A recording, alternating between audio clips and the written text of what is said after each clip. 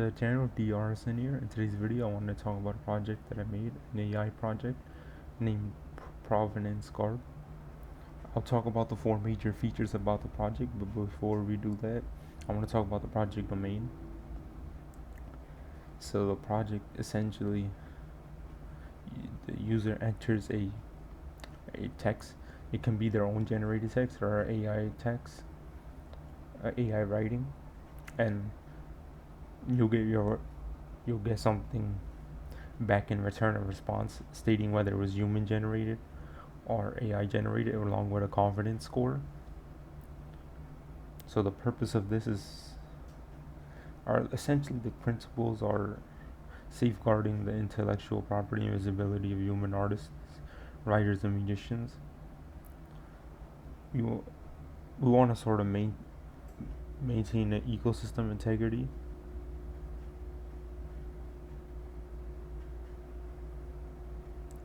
So here's a submission for the human text. So first, the user will submit their text. Flask API, a Python library called the post method with the submit path, and then the raw text.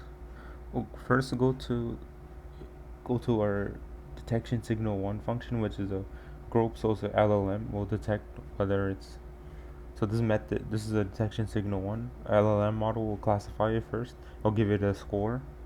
I'll talk about the scoring threshold later. LLM is going to classify its semantics, the text, by its meaning, context, and the tone. And the stylometric is in terms of the word structure. So you'll get a classification and a stylometric score. Then we'll find the average of these two scores that it gets. And based on that score, it'll be labeled as uncertain, if the uncertain, likely human, or likely AI. The audit log, so this transaction will be saved in a JSON format, and then API response will be outputted back to the user. So this is one example. We'll go over this later, but there's another workflow. So the second workflow is appeal. So if an artist believes that their text was actually human text and our model falsely predicted it as AI, they can make an appeal. They'll give appeal reason and a context ID. The context ID references their text. So it's like a primary key in terms of SQL. So once they submit this post appeal, their status of their log, their submitted log, changes to under review. We use the get function to get all the logs to retrieve that file that was misclassified. We audit this appeal process. We're going to audit this process. Then we're going to return an object where we'll change the status to under review. So essentially, we're going to send a JSON response back to the user. The API, the backend API, is going to send it, and it's just going to say that your appeal was submitted and is currently under review. So I believe I explained the detection signals. So this is LLM classified. Yep, this is going to measure semantics, tone, and context. In terms of stylometric heuristic, we'll talk about type token ratio, so the structure of the text. So unique words divided by total words. So if this TTR is high, then it's likely AI. No, it's likely human. I'm sorry, because unique word. Sentence length variation. So if it's high, then it's human. Same thing with is most likely human. Punctuation variation, same. So here's the confidence scoring. So the score that was up here, this is how you evaluate the score right here.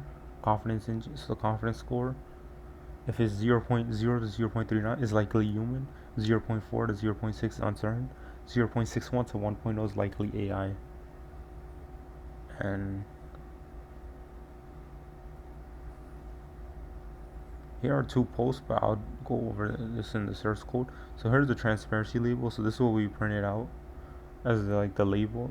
So if it's likely AI, this is gonna be the message. And if it's likely human, then you can read it for yourself.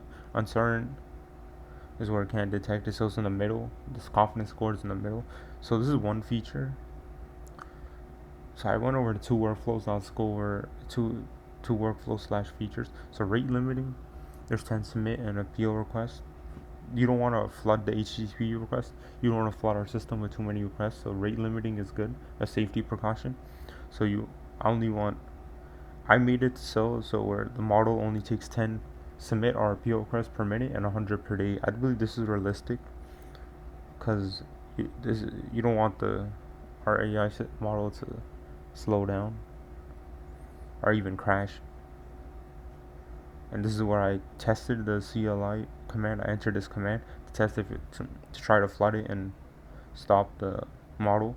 And 200, these 200 requests means HTTP. It means it's a good status. 429 is a HTTP status code for too many requests, so it stops here after 2 requests. So not every model is perfect, but one specific type of text that will misclassify is like a human text that is less than 100 characters, and it'll misclassify it for AI. So it could be a piece of literature, a small piece of literature, excerpt. This is the flaw in is that the type token ratio is high. So because the type token ratio is high, not that it's high, but it's highly sensitive. Also, so in terms of like the signal to, this will a signal to or break. I have to add boundaries for this. I know how to a way to improve it, but let's go to the code. So let's talk about feature 4, which is audit log. So this is where all the logs are audited.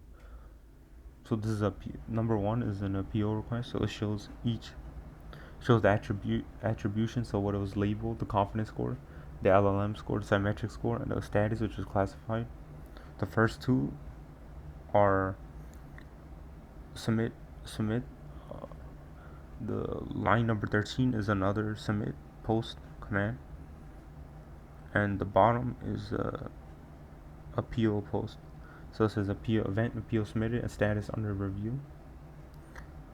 The original. So this is like, I believe we go to that. So that's another feature. And here's the limiter. So here's the rate limiting. This is the code behind it. I don't want to get too technical to confuse you. But the appeal also gets logged, as I mentioned before. So status gets changed under review. This right here is just to check if it was already appealed. So say if it's already appealed, return back a JSON object. The API, the backend API is gonna return. Let's say the appeal for this concept is already under review, so you don't have to review it again. These are like helper functions. This is my notes. So this is it for the AI model. I know it's not perfect. It needs some fine tuning, but this is like a great starting point. So thank you very much for watching this video.